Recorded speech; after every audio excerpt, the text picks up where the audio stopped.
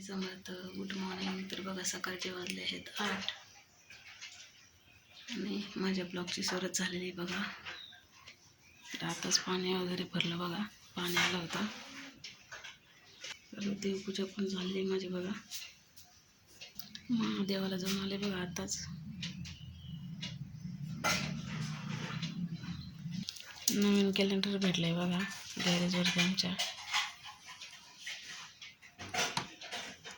2 भेटले आहेत.